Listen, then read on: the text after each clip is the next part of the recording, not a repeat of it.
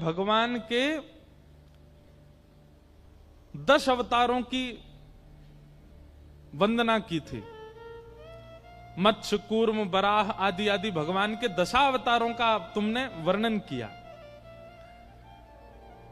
बहुत ध्यान से सुनिएगा।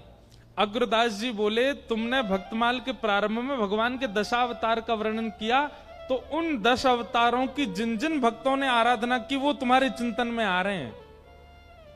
और ये ब्रजवारे जो हैं, कहीं 10 अवतार को पूजे ही ना है, या हमारे तुम्हारे चित्त में नहीं आ रहे। ब्रज वाले तो तब आएंगे जब किशोरी जी को वंदन करोगे। तब श्री नाभा जी ने किशोरी जी का यश गाया। और नाभा जी ने नहीं गाया, अग्रदास जी ने पद गाया। मुझे पद याद नहीं तो सुनाता मैं। किशोरी जी के चरणों की वंदना जब अग्रदास जी ने की, तब नाभा जी के चित्त में सबसे पहले दिखाई दिए श्री हितरवंश महाप्रभु। और महाप्रभु जी का चरित्र लिखने के बाद तब दूसरे नंबर पर दिखाई दिए श्री स्वामी हरदास जी महाराज। और तीसरे में उनको दर्शन हुआ श्री हरिराम व्यास। किशोरी जी की वंदना के बाद फिर ब्रज के भक्त उनके चित्त में आने लगे और फिर उनकी रचना, उनके लीलाएं भी वो लिखने लगे। भक्तमाल सामान्य ग्रंथ नहीं है।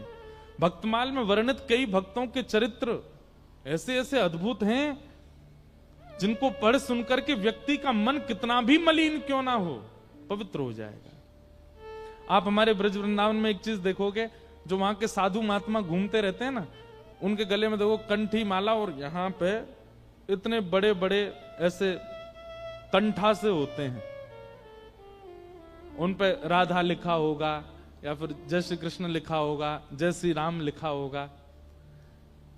अगर वो मोटे और चौड़े हैं तो उनके भीतर भक्तमाल जी हैं। वो भक्तमाल पहन के रहते हैं 24 घंटा अपने कंठ में, क्योंकि ऐसी भावना है कि यदि किसी व्यक्ति के प्राण निकल रहे हों और अंतिम श्वास लेते समय भक्तमाल जी यदि छाती पर रखी होंगी, तो भक्तमाल में जितने भक्त हैं वो सब प्रकट होकर के उसको ठाकुर जी के नुकुंज में लेकर के जाएंगे। ऐसी भक्तमाल जी की भावना।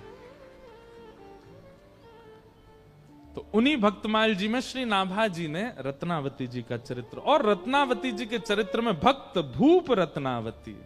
मैंने जितने भक्तों के चरित्र लिखे हैं, उन भक्तों की अगर मैं राजा कह दूं, मैं अगर उन भक्तों की अधिष्ठात्री कह दूं, तो कोई कमी नहीं रत्नावती जी।